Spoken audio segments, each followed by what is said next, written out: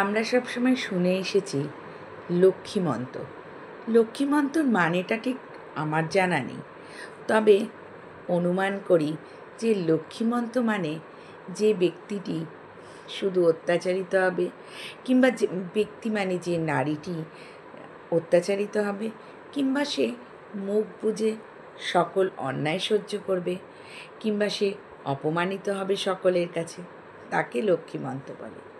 ওই যে একটা কথা আছে না, মেয়েরা করলে লীলা আর পুরুষ করলে বিলা। তাহলে লক্ষ্মীমন্ত মেয়ে হওয়ার কি খুব দরকার আছে?